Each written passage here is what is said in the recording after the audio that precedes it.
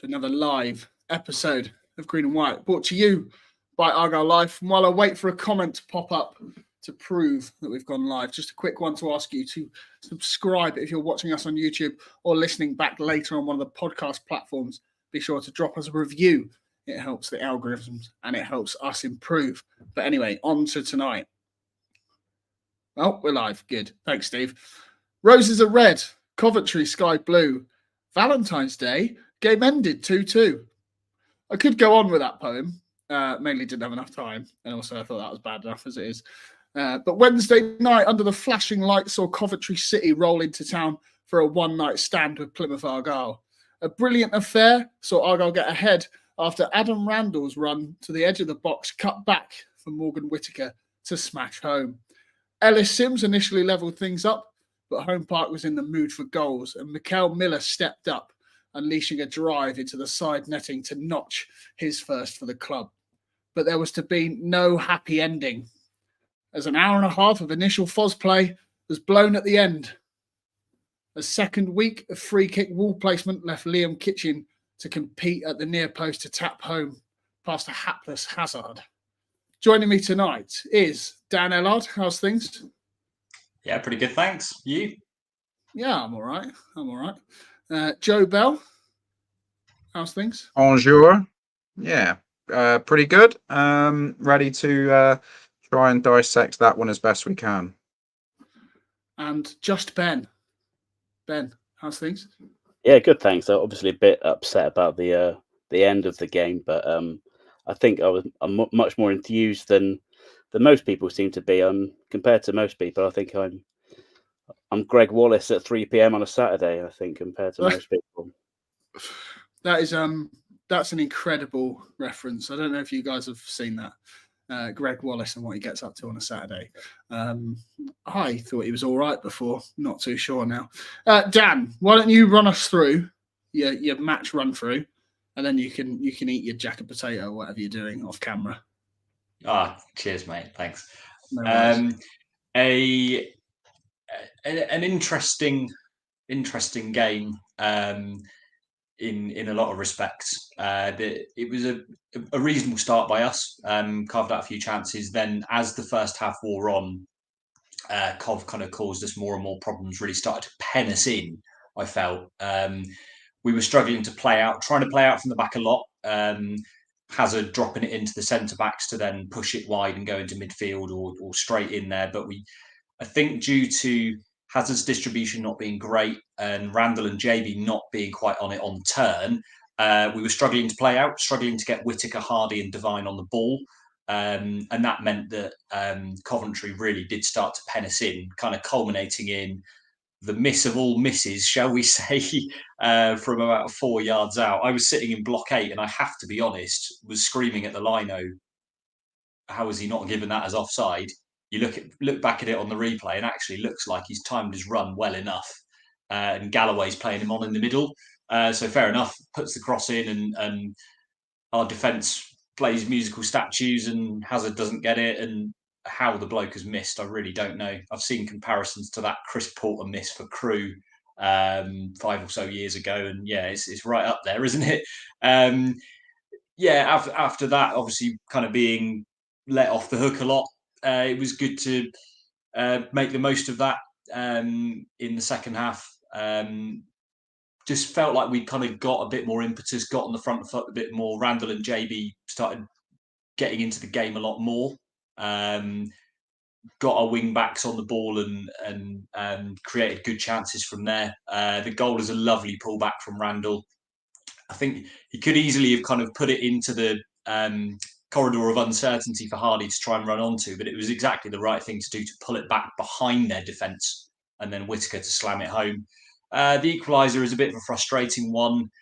Another one where you just wonder if, I don't want to say we're being too cavalier, that's how we've been so effective all season, but, when you're 1-0 up and then be done by a ball in behind, kind of around Lewis Gibson, for then Simms to get in behind, who I was very impressed with all night. I mean, is he 8 million quid good? Not sure, but he was very, very impressive. And then Hazard kind of gets to it, but maybe doesn't do. I don't know. It's a difficult one. I don't want to kind of pile blame onto him, but has he just made a good save, or is it another one that he's palmed into danger? Not sure. And then they scuffle in the rebound. Miller's goal isn't Miller's goal. It's an own goal. Sorry. There's been a bit around this week with that Jaden Philogene goal as well, which obviously wasn't his goal either. But it's not going in. But he put a lot of good crosses in, really promising cameo, and he deserved his goal, to be fair. So I'm not going to slate him too much for it. But the dubious goals panel might want to have another look at that one. And then I'm sure we'll discuss their equaliser in detail. It was a right kick in the teeth, but overall we played well, and we have held a team that is in the top six. Went back in the top six last night. I think there's a lot to be positive about, despite the kind of kick in the teeth that is a 96th minute equaliser at home. It's yet another game where we've proved that we are capable at this level. We can compete with the better teams. Obviously, it's kind of different when we're up against, Leeds, Leicester, Southampton. But I think we are proving we are capable of giving a right good game to most of the teams in this league. And that's really encouraging. Only one loss in 5 under Foster in the league so far. Plenty to be positive about, despite dropping 2 points in the last minute. Go on then, Ben. Follow that up. Anything to add? I think in many ways it was the most encouraging performance of the season, despite it wasn't as maybe as entertaining as some of the games, especially under Schumacher. I think that we did a job on Coventry to a large degree. We maximised our strengths and negated a lot of their strengths, and could have, should have perhaps come away with the win. And that's something we lamented earlier in the season, Argyle being too naive to do, being too gung-ho, not being savvy, etc. And, I specifically mentioned in relation to this, the games against Swansea and Millwall, where we looked like the better team for large portions, especially against Millwall, like the only team who were really doing any attacking, and Millwall stifled our strengths, sat deep, and then scored on the counter. We looked very much that sort of team, able to be organised and competitive and make the opposition work for goals, rather than just trying to outscore them and accepting that we were going to concede. Yes, they did create quite a few chances, but then Argyle did too. And I don't think the stats are particularly reflective of the chances, because, for example, like Coventry, like Simms' shot that saved and then his shot again to score will both count as shots on goal, and so the XG, as it was, is pumped up artificially. So I think that on balance we can be really happy. I think the Fosball, whatever you want to call it, the sort of the style and the tactics that he's trying to employ, I think you could see that much more clearly yesterday in terms of its implementation going forward. I think the striker especially, but also the midfield, looked more connected. So the whole team looked connected in and out of possession. Coventry didn't have a lot of time on the ball. Devine seemed to be almost more than Hardy the trigger for the press. He was all over people, not allowing them time to set up well. And when someone did get free, played a lovely ball over, and Simms was able to get onto it. If Gibson had been just a little bit more switched on, I think he'd have cut that out. And then the goal at the end is avoidable. So I can see a lot of frustration. I can understand a lot of people's frustrations with coming away from the game without the 3 points. But at the same time, I think the reason we're frustrated is because we played so well. And I don't think 2 weeks ago we'd have played that well. I don't think Foster's style was implemented in the team well enough to be able to have been going into the 94th minute, 95th minute winning 2-1. And I don't think under Schumacher we'd have been, even with Finazaz, but especially without him going into this game, I don't think we would have been organised enough to keep that threat that Cov have down. They're one of the form teams in the league. They've got great players all over the pitch, and despite their the players missing, they're a top team, and I'll be surprised if they don't end up very close to the playoffs, if not in it, despite the start to the season they had. So yeah, I think there's a lot to be positive about. We definitely like a team now who are getting more organised, and now that Foster's built the foundations of the defensive side, trying to shore up holes and being able to make teams work for their chances. I think that now we're beginning to see maybe a bit more implementation of the attacking style. People like Devine, who has come from the league below, playing defensive midfield or sort of playmaker in midfield, to then being asked to go play inside wide forward in the championship. He's taken him a few games, and now he's getting a JB. I thought, after having a bright first game, a couple of quieter games, looked on it yesterday. Him and Randell looked like a really dynamic pairing. Looks like Randell can play in the system well enough. So there's loads there to be positive about. And yes, of course, it's frustrating, as I'm sure we'll come on to. That concession was just unforgivable in many ways, but I think there's a lot of positives to take from the overall performance up to that point. Yeah, I think Randell can play in any system, so you don't need to worry about that, Ben. Absolute godlike figure of a man. Apart from when you ask him to play in the 10, don't do that again. Wasn't too good there, if I remember rightly. Moving on to some full-time thoughts. Phil says 8 points from safety. Podcast that. Well, we will. We have. The Sky Blue Hub, who are watching, already got involved tonight. Decent side who probably shaved it in the second half. We find a way to get a result and got a bit of luck that we didn't get in other games recently. Jazzy B says, we're in trouble. Can't see where we get the next win. Preston? Don't know. Brendan Bassett says lots of positives and on balance, probably fair result, but feels like a loss. Still need to learn to manage these closing moments better. Nicky Carey, sad to give away the 3 points. We deserve the win. Bally shouldn't have risked that challenge and given away a free kick. And definitely there shouldn't have been 6 minutes added time either. I'm sure Joe will get onto some ref-based segment in a bit. I'm sure you can have your say on that. Izzy Dealey says a draw is better than losing it, in my opinion. Not wrong. We could have played a lot worse to how we did, and yet still managed to score 2 goals. I don't get why people are so mad about it. Lee Williamson should have been 4 to us with those opportunities, robbed of 3 points. And John Biggs, no wall for that free kick was criminal. It was obvious we would smash it there and hope for a deflection. Joe, let's bring you in. Let's let you off the leash. You can have a minute or two. You tweeted afterwards about Mark Robbins's post match, and how they knew they'd been in a game.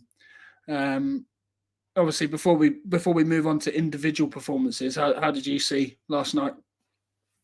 I thought it was comfortably our best performance under Ian Foster. I don't quite understand this analogy where we were only better in the second half. I thought, bar a 10-15 minute period in the middle of the first half, I'm seeing all sorts of things that Coventry controlled the game. I didn't see it like that. I thought we were confident. I thought we were brave. I thought we were aggressive with our press, with our passing. And actually, up until about the 32-33 minute mark, everything Coventry had was outside the box. They didn't actually have any touches inside our area. They then get a little bit of luck and they start to work their way into the area. We started to sit a little bit deeper. I think we maybe lost a bit of confidence. That's going to happen when you've got such a young side out there. And then, we're talking about it's unforgivable what happened at the end. It's unforgivable for Matty Godden to miss the target with the header. I mean, it's for a player at this level, it's absolutely diabolical that he's not put that in the back of the net. That they then got a confidence boost off that, and all right, they finished the first half the stronger.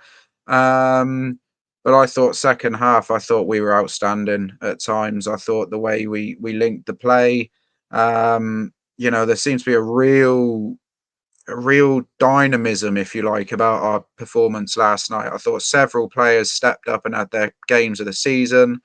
And let's not forget we had a lot of chances to bury that game at 2-1. We had moments. I mean, the Hardy effort at 1-0 is simply unbelievable, and that's a whisker away from striking the post. And we saw last weekend that if you hit the post, there's every chance it's going to go in the back of the net. And look, we dropped deep the last 10, 12 minutes or so, and we invited the pressure. but actually up until the end, we were seeing it out fairly comfortably. There weren't any real causes for alarm, I don't think. Certainly not from what I can remember. I know Palmer fired one over. I think another lad fired one well wide. Hazard wasn't really having to make any outstanding saves in that last 15, 20 minutes. He's so unfortunate with their goal. It's a wonderful save. And it's just how it's happened, and it's just bounced up and it's hit Simms. He's just running forward. There's no finesse in what he's done. He's just running towards goal and it's hit him. I'm not quite I know somebody praised Simms earlier and said they thought he had a decent game all night. I lost a bit of respect for the lad when he was shushing the Mayflower randomly at 1-1.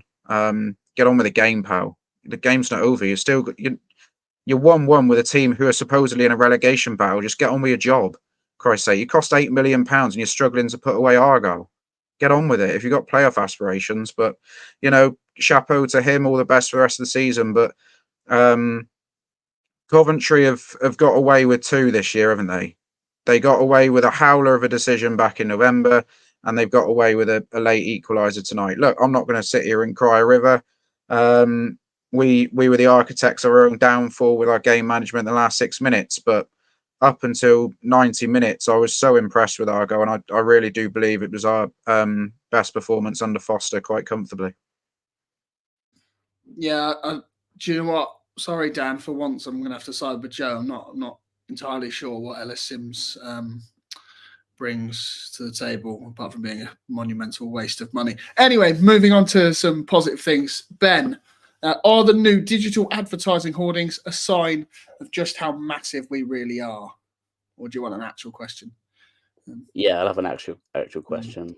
Unless Adam, they're bringing in significant revenue or something, I'm not bothered. I assume it's just because we're on TV 3 games in a row, right? So that's why they're the Leeds effect. Yeah, but we are massive, so that'd be why. Adam Price of this parish has asked, is that the biggest sitter missed by an Argyle opponent since Chris Porter? I know Dan mentioned it in his opening speech, but yeah, it's absolutely crazy. It's harder. It's one of those that's harder to miss than score. I can't understand, and that's why I sort of find a bit of the whataboutery about the game and the concession at the end and stuff. Like, it could, games turn on moments, and when it's at the end of the game, there's nothing after it to sort of cancel it out. Whereas, you can look back at that, and Coventry fans could say, well, we should have buried that, and then the game would have been a very different story. But yeah, that was absolutely, I suspect if it was one of our players, we'd try to ameliorate it a little bit, but being an opposing fan, you can't believe how that hasn't gone in. But we had a team out yesterday that some of them haven't been in the building very long. Some of them are playing positions they haven't played all season, and there were going to be chances. There were going to be mistakes. There's going to be a lack of communication at times. There's going to be, someone's left free to go and get a header. The Gibson, moment of he's not quite sure where he is for the goal, etc. And it's all well and good saying, you take them when they go for you, and when we got a deflected goal and they missed an open goal, and then we're sort of saying, oh, we should have held on, but the game could have gone differently. You can only deal with what happens. I think that had that goal gone in, I think the game might have gone differently, but it's all whataboutery, isn't it? So we've missed enough sitters in that game. Well, maybe not obviously not as clear as that, but we've missed enough chances in that game that there's plenty of whataboutery to go around. I think if you want to pick that out as a specific turning point in the game. Dan, Michael Savage has asked, when is the last time a player underwent a transformation before our eyes, like Mickel Miller right now? Peak Roberto Carlos would struggle to get a game with Eminem around. He had the defender on toast. Was a fit Miller always this good? I know that you made a very, very surprising comparison in the group chat last night, which I absolutely loved. The quote I believe I said was like Greg Wild on acid. He absolutely baffles me as a player. I watched him on Saturday and he was terrible. just, constantly giving the ball away, sloppy in possession, sloppy out of possession, got booked. And he has games like that. And then he also has games like Cardiff away and coming off the bench last night. He was astonishing, and it's kind of a little bit similar to, again, Greg Wild's kind of style. It's very kind of one trick pony, but that one trick is so devilishly good that opposition fullbacks can't deal with it. Get the ball out wide, one-on-one with the defender, and then just head down, dart down the line, and they can't deal with his pace and dribbling, and he gets a probably more often than not a good crossing. Sometimes, he's a bit wayward with them, but that's fine. He does put some really quality deliveries in, though. It's obviously, we know about the injuries, and that kept him out for a large part of last season.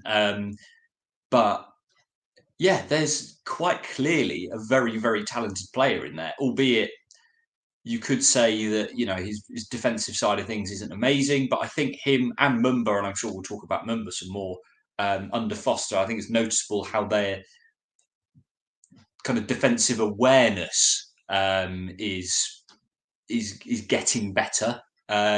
Probably helps switching to a back three as well. They can play a little bit higher up. Haven't got to kind of invert in the back four or sit a bit deeper. They can push up more. But yeah, we've certainly got an asset there. Obviously, we've got a lot of competition for places at left wing back. With Mumba can play both sides, Edwards can play both sides.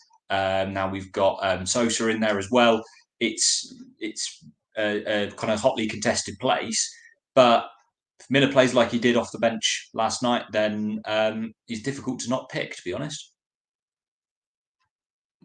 Yeah, Miller's got a unique set of skills. I think I say unique, but he has a particular set of skills which he's very good at, and he's not necessarily got more to offer. But what he does very well. And at the start of the season, we didn't really need the get to the byline, whip it in sort of player out wide, and that was what he was doing when he was brought on, and people were sort of talking about his end product, and it wasn't necessarily that he didn't have an end product. It was the end product he was producing wasn't what we needed. We wanted people to get to the byline and cut it back to Azaz or Whittaker to take that bend-in shot from the edge of the box, or play the little 1-2 with Hardy. And now under Foster, like Foster specifically has spoken about, and one of the players in one of the early interviews, can't remember who it was, said about they're working specifically on getting the ball out. What it was for the Devine assist. I think Devine was saying that, or Hardy was saying that they've been working on getting the wing backs and the forwards out wide, and getting the ball pinged in the traditional sort of wide man sense, and that fits Mickel Miller's skill set to a T. So now he's gone from being almost like a square peg for the round hole to becoming the perfect shaped peg for that hole, whether it's square or round, I don't know, because I lost myself in that metaphor. But yeah, all of a sudden his skill set is ideal for what we need there. So it's not necessarily that he's almost come alive. He's been playing to that standard all season. It's just not necessarily been producing the end results because it's not been what we've needed. But yeah, he's an asset for Foster, I think, for the style he's trying to adopt. On that then, Joe, a couple of questions. I'll couple these up for you. Miller's first goal in 39 games. Firstly, are we crediting him with that? I know Dan isn't. Is it a Philogene style, taking a nick but still on target, so it's his? And the second part of that bit is, would you look to if I could speak, that'd be brilliant. Would you look to extend his deal beyond this season? No, and no. Not sure, if I'm honest. Just because, as Dan says, he's very in and out. And we're still. I mean, look, it's the same with Brendan Galloway. If you can guarantee that you're going to get a good quantity of games out of them every season, then yes, 1 year rolling contracts, happy days.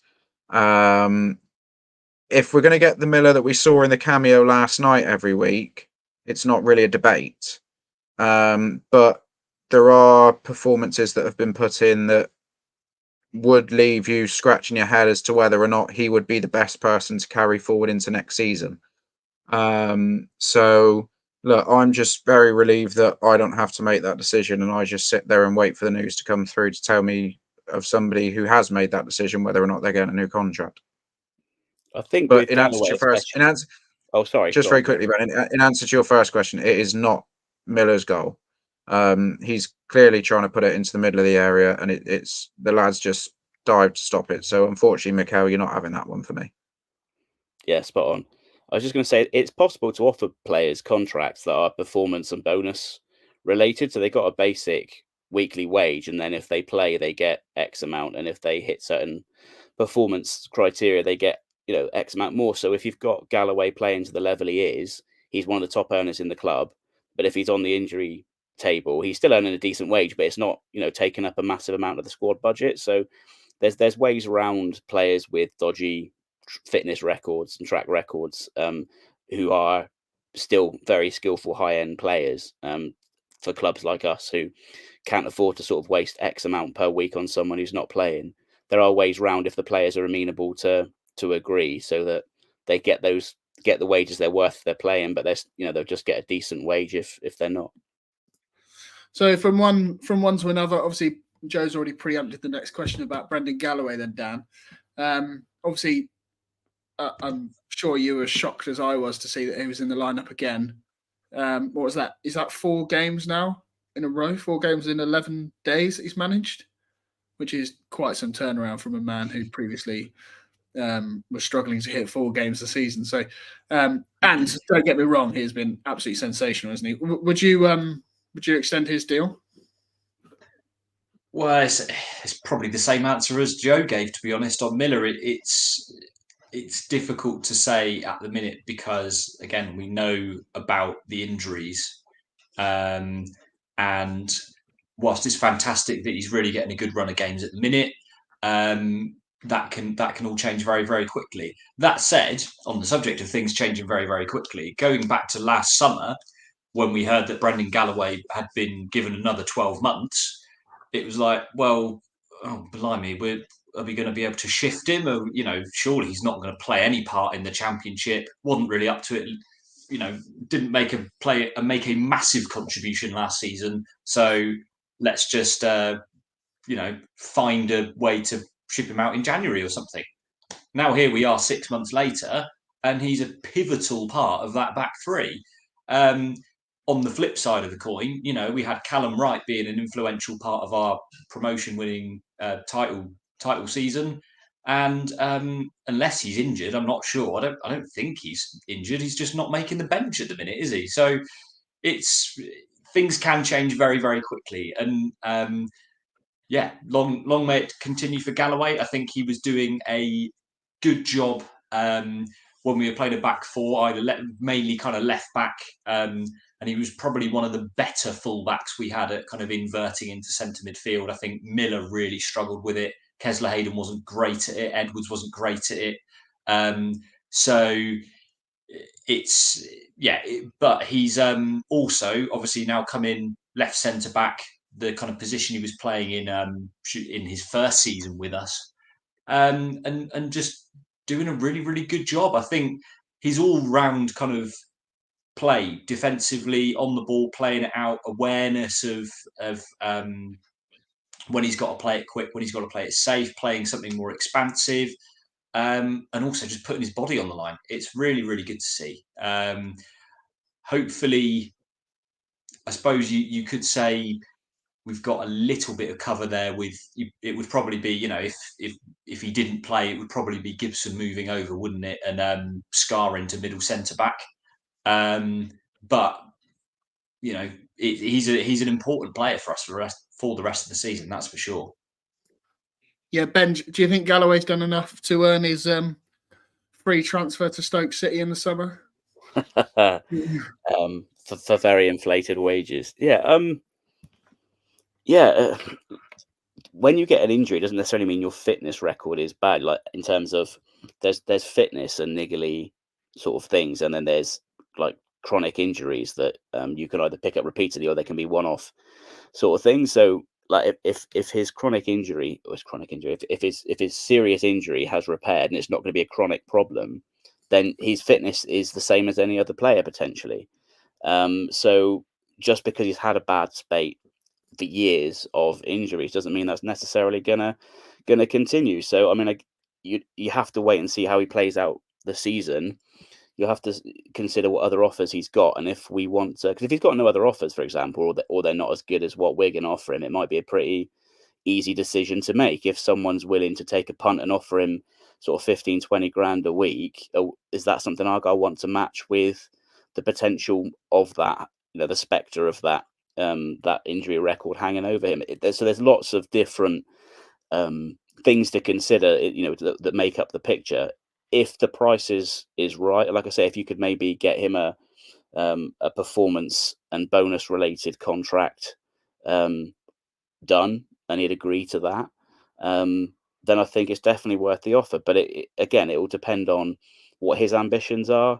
If he's happy down here, what else he gets offered, etc. But I definitely think he's played well enough against enough that, you think about who he's played against in recent weeks. Some of those forwards that have cost 20, 30 million pounds, some of them, he kept a lot of very decent players quiet over the last few.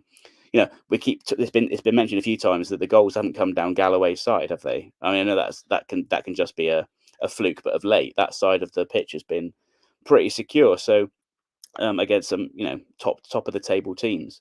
So I think he's definitely a championship quality centre back when he's fit. It's how much the old gambler in the setup. How much does the team want to gamble? Are they a risk averse board, or those who are making those decisions, or were they happy to take a punt on a few players who have the potential to be, because of that risk, potentially you can get a top quality centre back for cheap if he stays fit. So there's a lot of things to consider there. But if he continues the way he's played over the last few weeks, the last couple of months, until the end of the season with relatively little time out, I think he's definitely earned a shout. Joe, I'm going to give you an option here. We're going to stay on individuals. You've got Sousa, Sorinola, or Devine. Pick one and talk about them and their performance. Go on. I'll give you an option. I'll take Alfie. I thought he was absolutely superb. Ben mentioned earlier the hard yards he put in. Thought first 20 minutes he was comfortably the best player on the pitch. He fashioned some wonderful opportunities. He wasn't. What was nice about him was he wasn't always going on the outside. He was more than happy to come inside and spread the play over to the right. It wasn't set that he was going down that left. He obviously puts through a fantastic pass there for Randell to nick in and get the assist for the opening goal of the game. I just thought his all-round game, these young lads are very inexperienced at this level. There's not much game time that they've had in the championship, so every game that they play is a learning curve. Every game's a lesson. And I thought it was evident last night that every lesson that Devine has had since he's come to the football club, he's learned from. And I just think that if we're going to see that level of performance, that, Fozzie talks about non-negotiables in the dressing room, and there are very strict non-negotiables and benchmarks, etc., etc.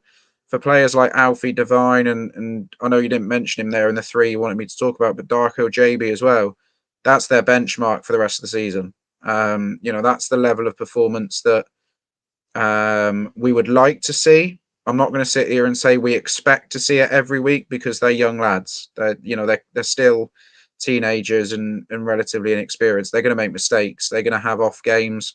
It's just part and parcel of the development of their journey, and we are just a small part of that development. But that was the benchmark for what we would like to see from Alfie Devine. And I would certainly say that in the other games that we've seen, that was the first complete performance from him without a goal. He sort of pieced together everything good about his play from the last few appearances. And if that's what Alfie Devine is capable of at this age, then he is going to have a very bright future ahead of him. It may not be at Plymouth Argyle, it may be somewhere else, but the kid's got a future, and with the right coaching, he could go on to some very good things, certainly. So that leaves two. There's two of you, two players. Dan, I'll come to you next. Go on, pick one. Sorinola or Sousa? Oh, blimey. I'll take Sousa. I know Joe kind of touched on him just then, but much the same in terms of you have to factor in how little game time him and some of these other players have had at this level, or indeed kind of professional senior football. He looks a capable left wing back on first viewing. Certainly didn't look out of his depth or overawed or anything like that. Got up and down the line well, as Joe said. Offered us width when we needed it, but also was able to kind of go inside as well and link up with centre mids or Devine or Hardy. I think the defensive side of it will come with every game, really. He'll start to build that partnership with, if it is Galloway at left centre back, or if Gibson moves there, he'll start to build that partnership of communication of when to go tight to a man, when to go up, push out to the opposition fullback, when to sit in a bit more when we're going to a back five and sit in on their wide man. It's encouraging. His end product wasn't completely on it for all of last night, and obviously we did make those subs. I think it was around the hour mark, wasn't it, when both wing backs got withdrawn, which makes sense because they do put a hell of a shift in, and Foster seems to demand that of them to really kind of stay back in that back five at times when we need it, to offer us kind of defensive width across the pitch, but then also offer attacking width as well. So I think that will be a common sub that we make under Foster, is just rotating those wing backs out. We're also quite heavily stocked in that area as well, which tallies. So not outstanding, but certainly encouraging, and he's certainly going to be in the mix along with Miller and Mumba for that left wing back slot going forward. Yeah, Ben, I'm going to mix it up a bit actually, because Joe's already mentioned Darko JB. Adam Randell was fantastic. I thought Ashley Phillips again looked a brilliant player. I mean, I tweeted last night that I think we should be straight onto Tottenham, extending that loan deal to the end of next season. If be lucky. Yeah, exactly. I don't know why Sorinola was in that list. I think there was just loads of players last night individually. I just thought people all over the park. Just quickly on Sorinola, that looks like a fantastic bit of business to get him tied down to a 18-month / 2.5 year deal for on a free transfer. Looks like he looks very capable at this level. I know it's a small sample size, but I don't think any game he's played he's looked out of place. He's fit in seamlessly. So yeah, worthy of the praise. Sorry, carry on. No, I don't know where I was going with that. I just ad hoc'd, and I'm not an ad hoc sort of guy.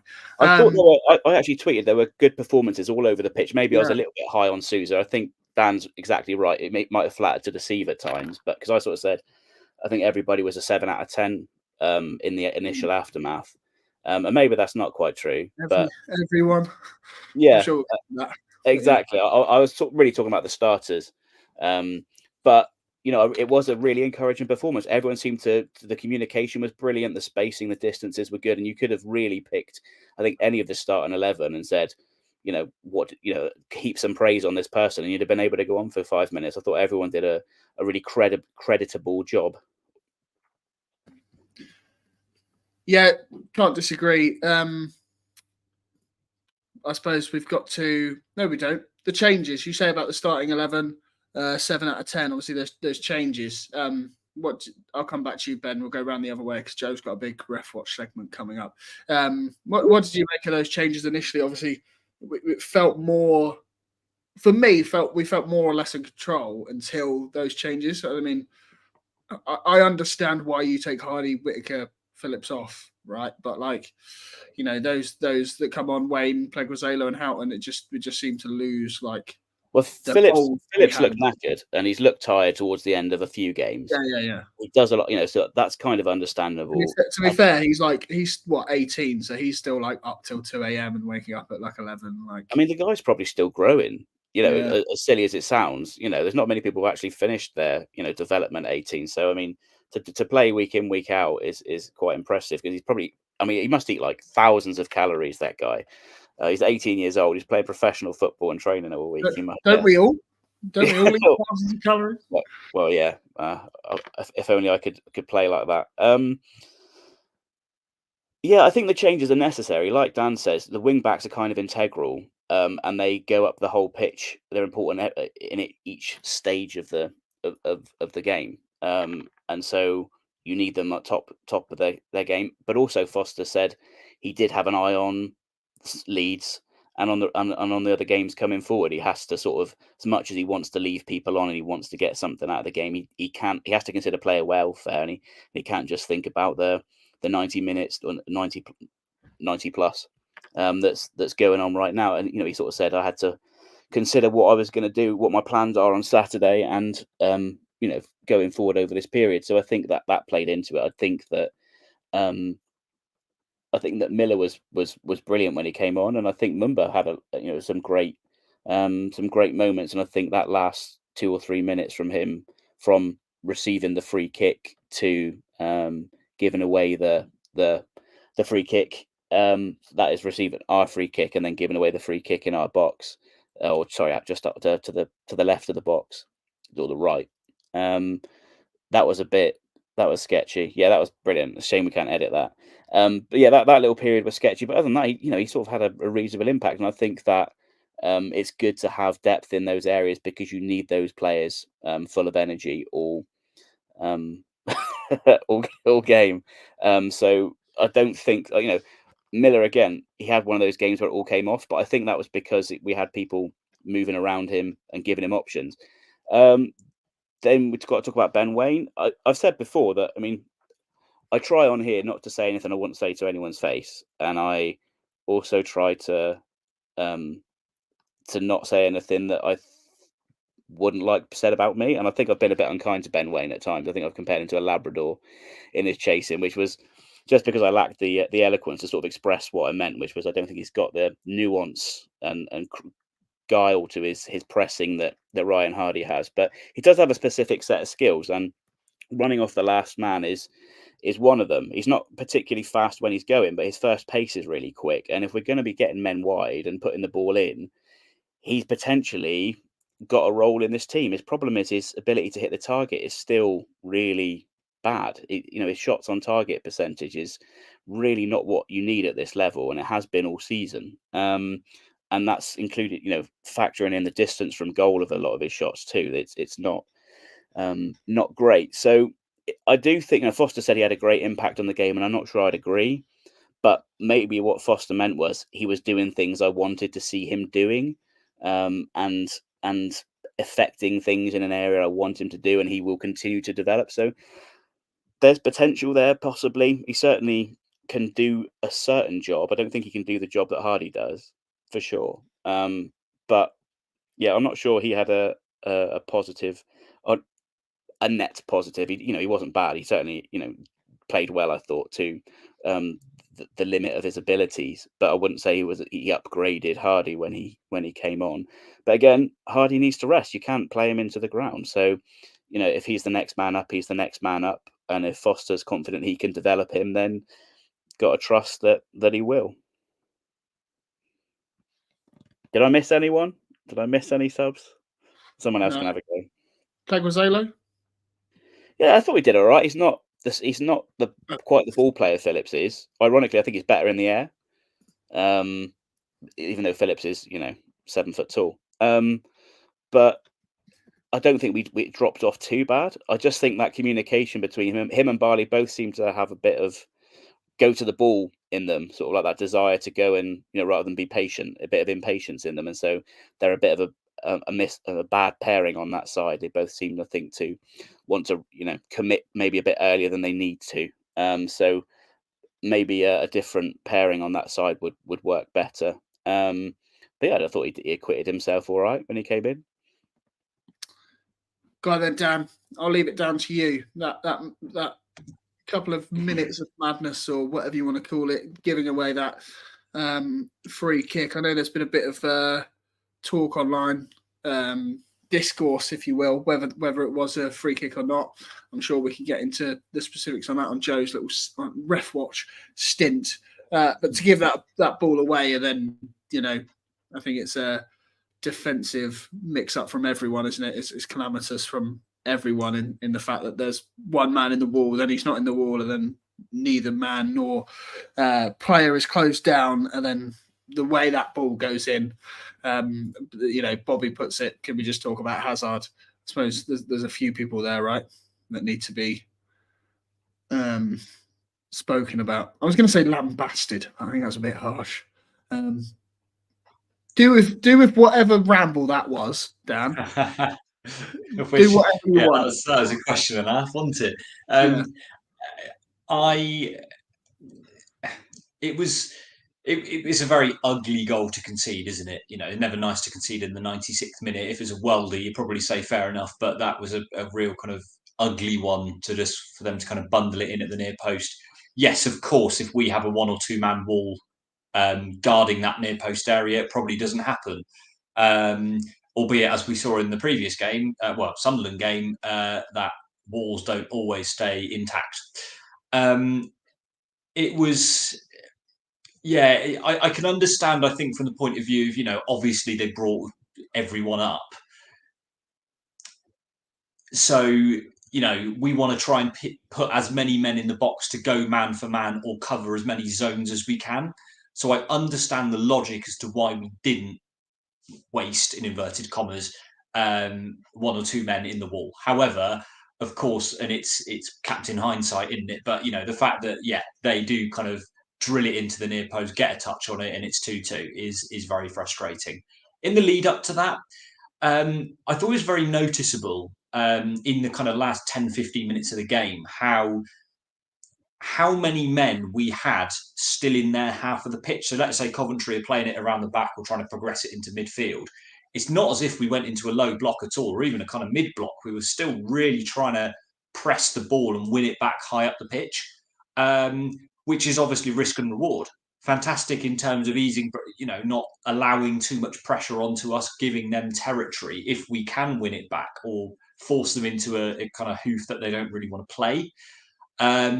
The flip side of that is if they do find that out ball and play around our press or through it, we really are exposed because, of course, them being 2-1 down, they're going to commit a lot of bodies forward. So it's as we've done a lot of this season, you know, in terms of committing bodies forward to try and score goals and try and stay on the front foot and not just be a team that sits in a low block for 90 minutes, which is why it was such an entertaining team to watch. It's high risk, and on this occasion it didn't pay off.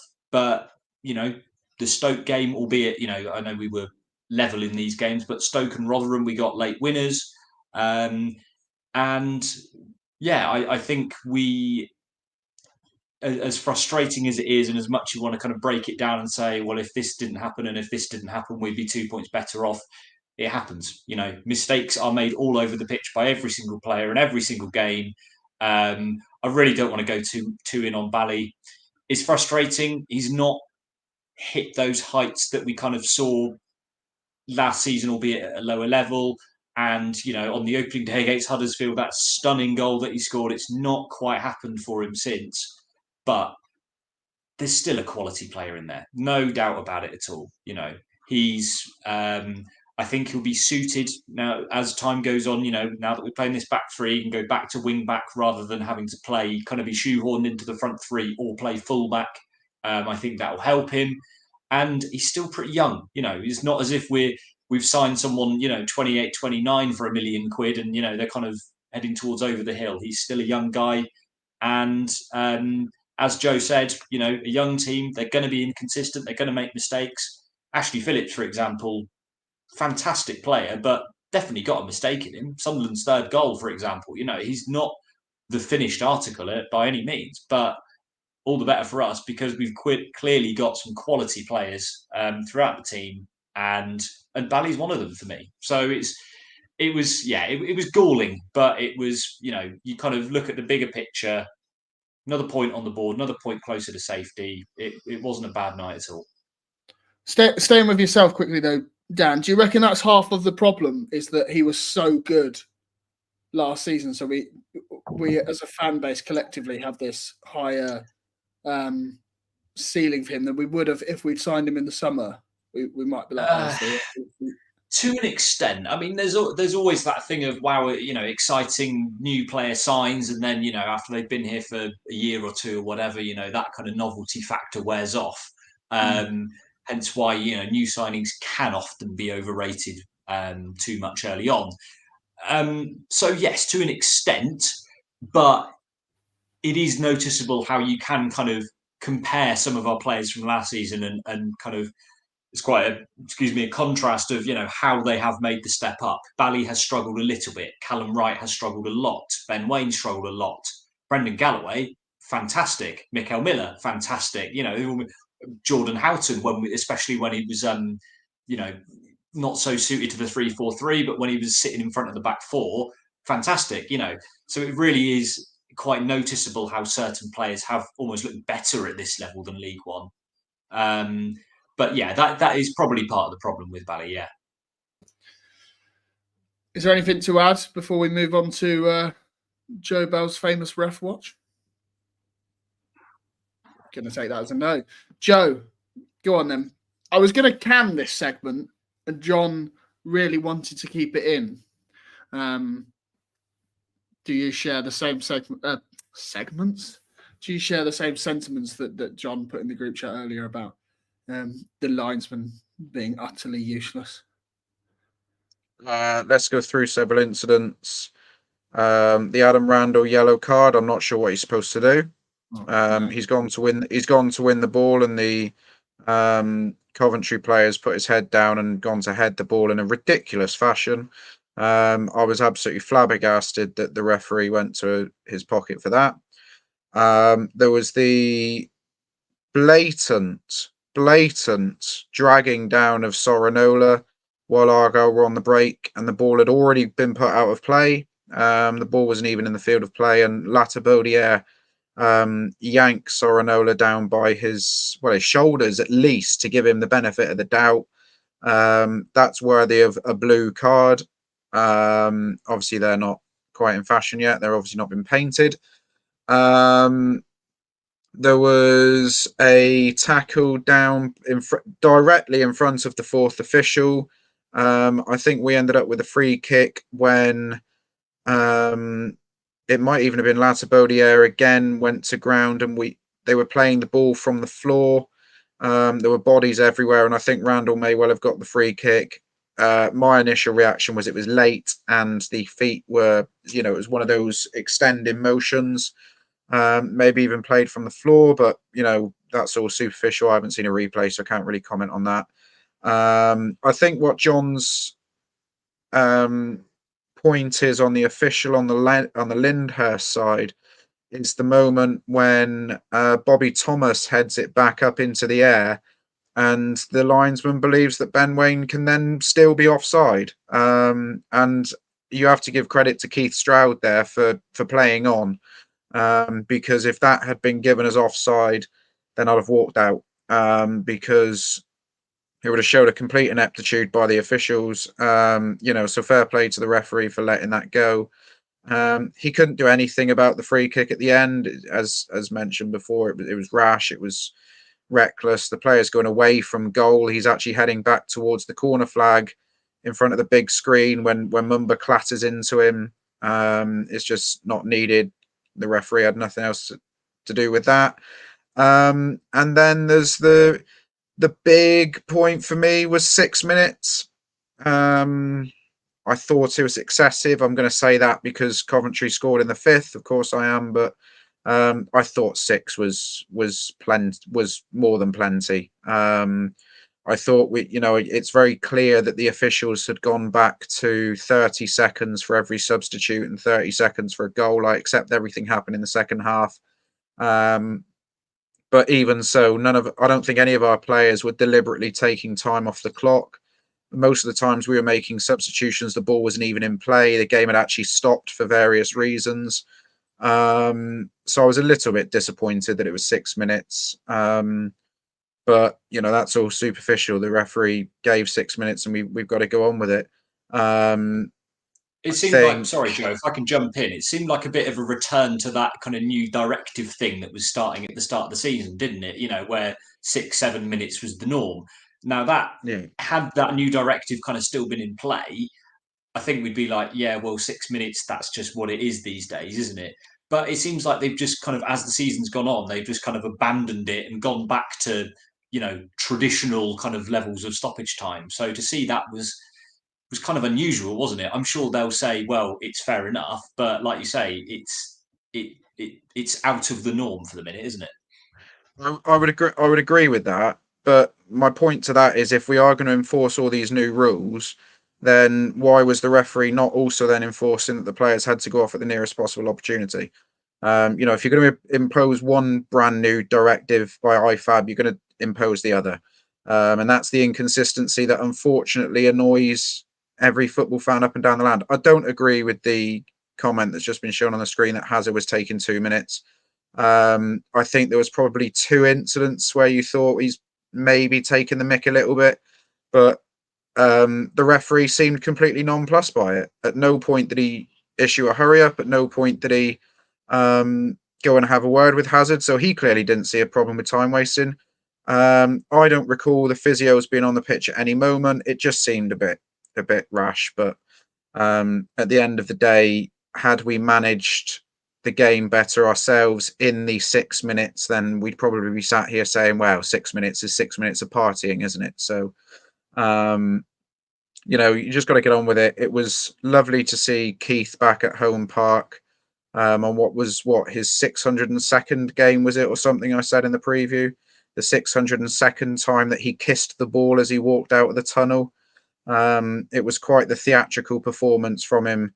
I found it incredibly humorous when he booked, it might well have been Simms actually, down in front of block 16, and he gave the old theatrical pointing to 4 various areas on the pitch before issuing the yellow card. I thought that was top draw. But yeah, look, once again, the referee actually hasn't had a bearing on the game. Nothing the referee has done has impacted the result, if you like. It was all our own doing that did change the result in the end. I did find it a little bit humorous that the EFL or the PGMOL, whoever it is who decide these appointments, decided that it would be a really nice touch for Andy Davies, the man who was involved in the controversy at the Sky Blue Arena, or whatever it's called nowadays, back in November, who didn't see the ball go over the line, was appointed as 4th official to this game. I did think that was a little bit perhaps a tongue-in-cheek gesture, or maybe they wanted to cut down on the expenses. But yeah, I mean, I just want to touch a little bit on the free kick, Aaron, if you can just give me a couple of minutes of airtime. Yeah, sure. I mean, I can't stop you talking, so crack on, mate. You crack on. You could always mute me. And a lot of the people who are watching will probably wish that happens. It's just a calamitous 3.5 minutes, isn't it? We get the free kick, we pussyfoot around with it on that side. I mean, I know where the free kick was going to be taken. I would have been on my feet applauding when the whistle was blown, had Adam Randell done a whole 180-degree turn and played that ball back to Connor Hazard, and he could have took 30 seconds off the clock. We shouldn't have done what we did. Obviously, Mumba overplays and gets caught for it. That gives them the throw in, and then we look like we might deal with the situation, and the lad gets done because Mumba comes in like a bull in a china shop down by the byline, as I said, when he's going away from goal. And it's really unlucky. have a look at the video I put out on X today. You know, Miller gets such a clean connection on it at that near post. Yes, all right, he drifts off the near post, but he touches the ball. And it's just unfortunate that he volleys it straight against Liam Kitchen's leg that was stuck out, hoping to get on the end of the original delivery, which was a poor delivery, by the way. I know everyone's saying that that's what he was trying to do. I'm not sure that Thorpe will be too pleased with the delivery that he put into the box. And Miller's got a clean connection. It's just hit Kitchen's outstretched foot that he's stuck out to try and get a toe on it. It's an incredibly unlucky incident. And probably just about sums up where our luck is at the moment in terms of things like that. I didn't think against Leeds in the replay for a majority of the game did we get the luck of the bounce, if you call it that. Every ricochet seemed to go in their favour.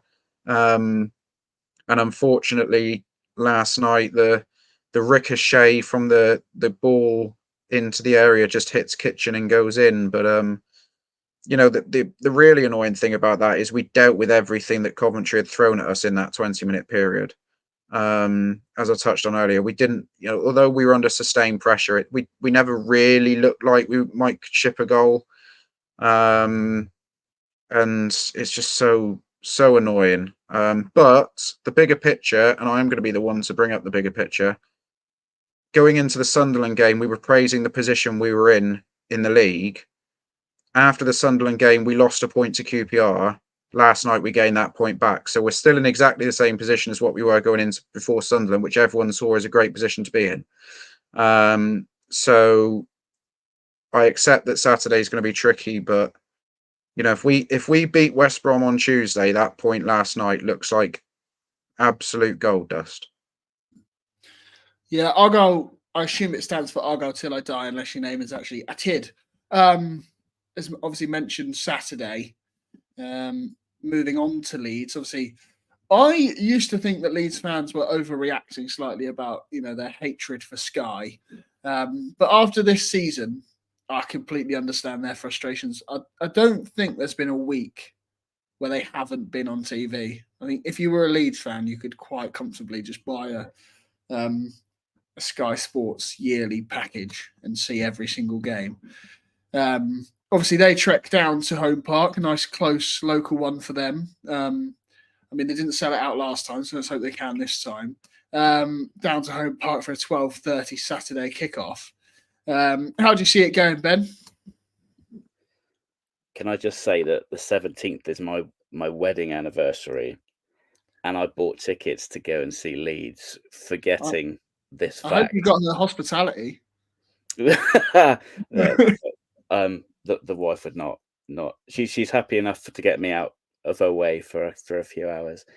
So yeah, thank you to her for allowing me to spend the first half of that day with my boyfriend, as she calls him, going to watch Leeds. How do I see it going? There's been a lot made of the fact that we sort of played a weakened midfield and not a first choice side because of all the ineligible players against Leeds, and that we should give them a good we should give them a good game with everyone available to select. But Leeds weren't playing a full strength side either, and arguably, I'm gonna have to stop reading the comments and just look at you, Aaron. Arguably, they look stronger when they reintroduce everyone they have to potentially bring back than we do when we strengthen our side. So it will be very difficult, regardless of everything else.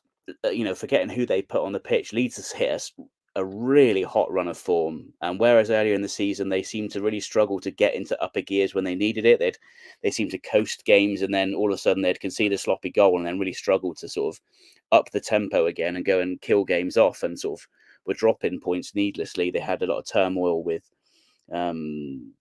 players wanting to leave, the whole stupid contract loan situation and all of that, I think, caused turmoil. They now look really impressive defensively, organisationally, and obviously they've got an incredible array of attacking talent. So it's going to be a really hard ask. I think if there's any game of this sort of run of 3 or 4 that people would accept us losing, it's probably this one. I'm not necessarily expecting anything. However, that being said, the performance we put in against Coventry, where a lot of Coventry fans have been quite gracious, which I don't think happened after the first game. I think we've got that organisation now under Foster that we could just nick it. I think under playing our shoey ball, which was to go and try and score more than the others, but we'd have lost that game. I made that joke. We'd have lost that game. I don't think playing shoey ball we'd win. I think with Fozzie, if we have another game where they hit the woodwork a few times, there's bodies on the line, there's the potential to nick something. I just don't think it's realistic given the form they're in and who they, given that I think Saints have slipped up, haven't they? Ipswich they still have a game in hand, I believe. I don't know if that would put them above Leeds. I don't think it would. But they want to try and put some distance between them and the other two, try and sort of secure second spot. I don't think they'll be taking it lightly. They've obviously already played us a couple of times recently, so they know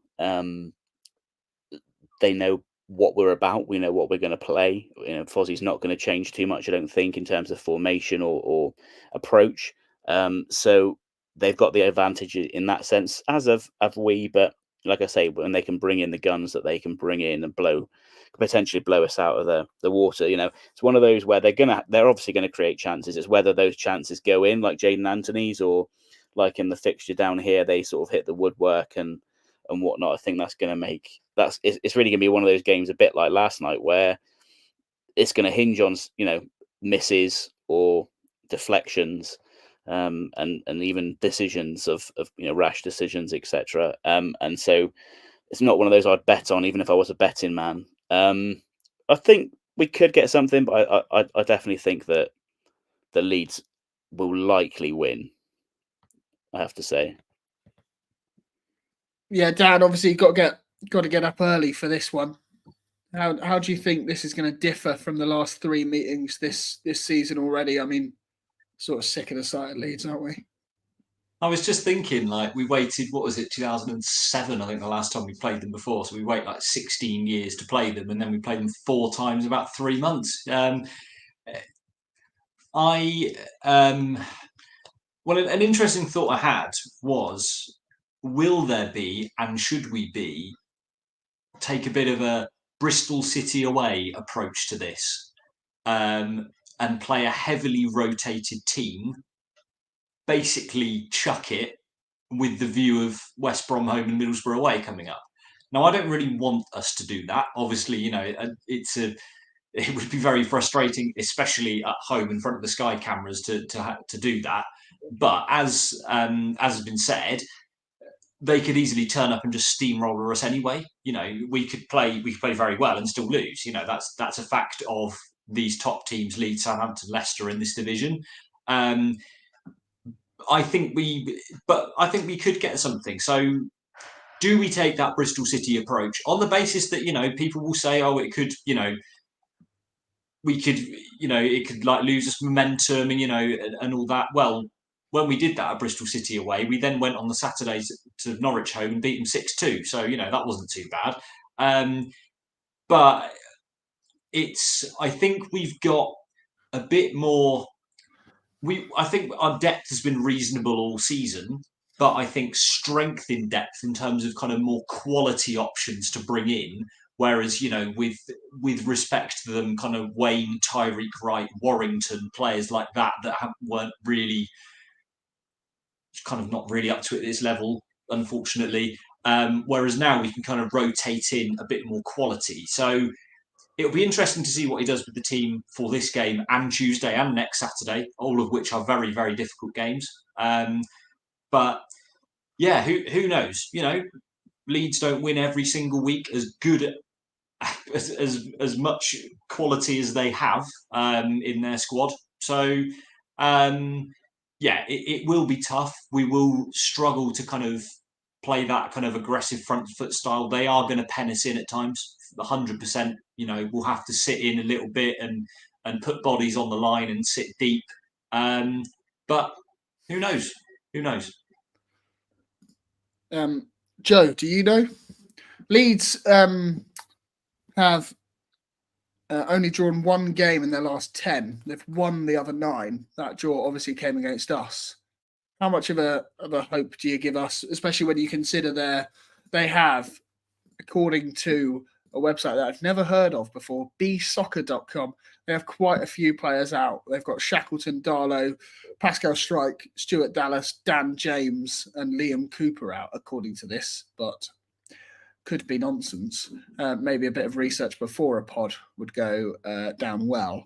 How do you see our chances on Saturday? I think it'll be very difficult. I think Leeds are a brilliant side, and we've competed well against them in 3 games this season. I did see that Dan James actually came off the bench for them in midweek. I think he's back. I think, everyone don't need to hear us rambling on too much about what Leeds are good at and what they're not good at. We've seen them plenty enough already. I agree with what Ben said, that when they brought on their real players of quality in the cup game, there was a vast difference in what both sides were capable of doing against one another. So it's going to take a mental resilience, a mental fortitude, as well as a physical effort to get anything out of this. We've shown signs that we're capable of hanging around in games. One thing we are going to have to be is incredibly ruthless when we get the chance, because we are going to get chances. Even though we were on the ropes and on the back foot at Ellen Road back in November, that feels a very long time ago now. We still had a great chance when Whittaker got free on the right and he pulled it back for Azaz and the shot was saved that day. So we're going to have to be better at taking our chances. Leeds will give us chances just because they are going to come here with the utmost confidence, the utmost belief that they've beaten us twice this season, albeit once took an extra period of play.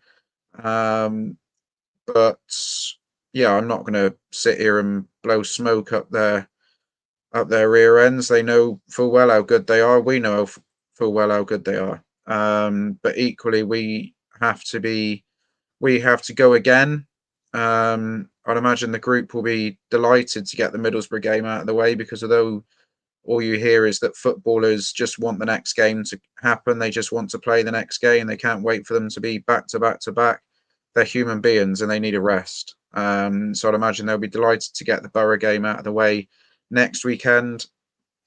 Yeah, it's going to be tough. I'm not just them, Joe. We get a rest from podding every 2 days. Absolutely brilliant. Can't wait for that. I get a rest on Saturday, Aaron, actually, this weekend. Yeah, but yeah, it's, we're gonna have to be very good. As Casey says, we've got a goalkeeper that's in relatively good form at the moment. Everyone seems to want to throw mud at him and hope it sticks.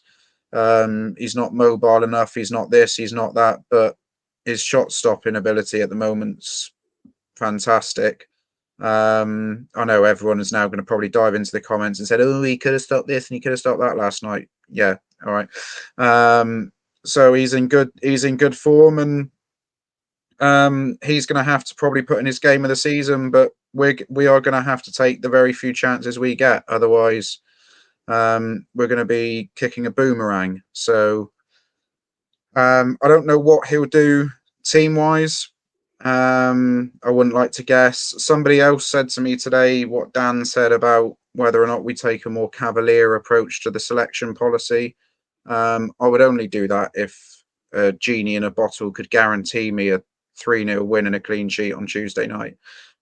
Sadly, we're not living in a Disney fairy tale. That doesn't exist. So you've just got to get on with it and hope that the squad show the aptitude that they did at Ellen Road. If we put in that level of performance, happy days. And we will have a stronger side out. I accept that, but equally, Leeds have a much greater depth to their squad. Not taking anything away from our group, but let's be realistic and stay in our lane a little bit as to what we're capable of and what the opposition are capable of. I think Yeah, one just thing that's certainly, sorry to say, that's encouraging for Leeds is the way Randell played yesterday from the start. Because JB's not going to be playing, is he? And we're not quite sure on Forshaw's fitness, and obviously Houghton's just coming back, so it's going to be Randell plus another we're not sure of. So the fact that he played so well yesterday against a playoff quality championship team is like that. That's good, because if he'd had an off game or got an injury, for example, I'd be really worried about what our midfield's going to look like against Leeds. Whereas at least I think we've got a good chance of it. Forshaw or Houghton is fit alongside Adam Randell playing as he did last night. I think that at least that's not going to be somewhere positive we can go in with. Yeah, just on a slight tangent, I know Argyle Memes is joking, or at least I hope he is, about more content. Lewis has mentioned the new article that we've got up on the Youth Academy. Jack, who I know is watching, is commenting along, has joined us. He's been on a few lives and stuff. Seems a good lad. Never met him, but he seems all right. He's just put up an article on the Youth Academy. Obviously, there's a chance that they win the title tomorrow. And if you're watching this on Friday, today, although finding out information about the youth team seems harder than it is, go and check that out. It's on our site. I'm sure you know where to find it, but argyle.life. Go and find it there. It's quite a good read if you want to catch up on the next. I was going to say the next Tegan Finn, but he is Tegan Finn. Yeah, so go and find that. Anyway, Ben, you've already mentioned. Sorry, Dan. Ben's already mentioned the bit of rotation. Obviously, JB can't play. How do you see us lining up for this one? What, as in name a 1 to 11? We go in that level. Do what you want, mate. Do what you want. I think it's only Bundu and Cooper that are out, right? Or do we know is Bundu back? It was kind of rumoured, I think, wasn't it? In terms of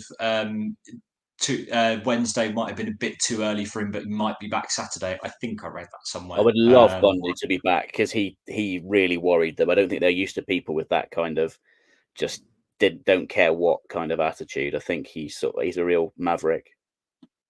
Yeah, it certainly gives us more kind of attacking options off the bench, whether he comes on and plays right up top or in the hole behind. So yeah, go on then. So obviously Hazard in goal. I don't see the back three changing. So Phillips, Gibson, Galloway. Wing backs will be interesting. I think might go Sorinola and Miller, and then it will be Houghton and Randell in centre mid, of course, and then probably Devine, Whittaker, Hardy. I don't see.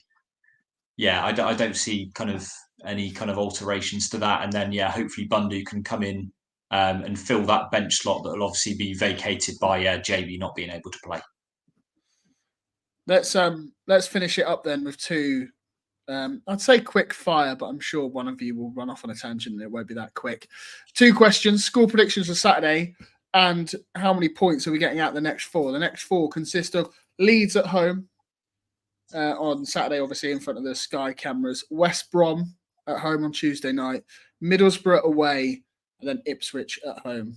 So a nice, easy run-in. What are you thinking? We'll go with Joe. Go on, you go first. You look like you're deep in thought. You look like you're ready to answer that. Score prediction, points next four. I'm sat here thinking that I've got an 8-hour train journey in 11 hours' time. That's what I'm sat here thinking about. How many are we going to get in the next four? 4. Well, unbeaten, point in each. I'll take that. No, I think we will get a draw in there, but I do think we'll beat West Brom on Tuesday night. Go on, Ben. Oh, hang on. Sorry, Joe. That's not a score prediction. I need a score prediction, please. Oh, sorry. I forgot you asked that. 3-1 Leeds. Nice and positive. Ben? Thank you. I will give you a tangent. I think that the wing back subs were made with the idea of having Miller and Mumba start against Leeds. I think the idea was to give them a rest and start them. However, Foster seemed he was spitting feathers in the press conference about the concession. And I wouldn't be surprised if Dan's suggestion of Mumba not starting at wing back might come to fruition. Score prediction. I think it'll be like I agree with you. I think it'll be like a 3-1. I think we might be tight. One of us will score, the other will get it back, and then they'll get 2 late goals as we tie, perhaps, or they'll just bang it in early and then make us chase shadows. I'm afraid they're in such a good run of form. How many over the next 4? I said 3 from the. If we could get 3 points from the 3 home games, I thought that would be good. So we've got 1 of those. So the next 4 is. I can't see us getting anything against Leeds. Could we beat West Brom? Obviously, we could. Well, I think there's a good chance. Middlesbrough don't seem to be pulling up trees at the minute. So let's say we win one of those and lose the other, just to be. So that's 3. And then I really fancy us being up for Ipswich. I feel like that could be a game. So I'm going to say, 6 points. I'm going to say 6 out of that 4. Yeah, I reckon we can do that. I think the main caveat I have with you thinking that we might win at Middlesbrough is that it's away from home. Yeah, I'm just putting that out there. Just putting that out there. It's away from home. We've seen under Foster though we can do away from home. He's won 25% of his away games, 33% of his away games. It's a great record. It's not bad when you put it like that. Dan, go on. Score prediction. Points next 4. I reckon it will be a 0-0 draw, and Gary Weaver will have to find something to get excited about on commentary. I'm sure he'll start banging on about soil, because that's what he normally does, planting flags and things like that. And then from that, I mean, they're all tough games, aren't they? All 4 of them. But I do feel like we've just got Ipswich's number a bit, over the last couple of seasons. Obviously culminating in last season. And the less said about the league game up there, the better. But so I think we will get 5 from the next 4. Okay, I'm going to go when you have to say it out loud, in your head, you're like, yeah, we'll lose 3-1. But when you have to say it out loud in front of people when they're watching, I'm going to top Joe and Ben and go for a 4-1 defeat. Because so you're going to have a go at me for being negative, and then you're going to come out with a 4-1 defeat. Have to be different, don't you, Aaron? Have to be special. Actually, go on then. I'll be different. I'll go 2-1 win. Adam Randell, Ben Waine off the bench. Why not? He's done it before. He did it up at Ellen Road. He can do it again. I'll go for a 2-1 win. Adam Randell, Ben Waine, and I'm not going to predict a Leeds. I can just picture Ben Waine's happy face with his hand up like Alan Shearer, just unbelieving of what he's done. That would be class. I'm going to say, so then I have to say 3 points for Leeds, don't I? Because I can't contradict myself there. I was going to say... don't predict 2 from the next 4, mate. Yeah, I was going to... That wouldn't be very sensible. No. I was going to say we're going to beat West Brom, so I'll switch that round. Win at Middlesbrough, I'll go 6 points. 2 wins, 2 defeats. Why not? Is that positive? 2 wins, 2 defeats? We'll go with that. I would agree. I did. I'm sat here now trying to think of what Gary Weaver is going to come up with about a Ben Waine winner. The mind boggles as what's going to come out on commentary if that happens. He'll think of something, I'm sure.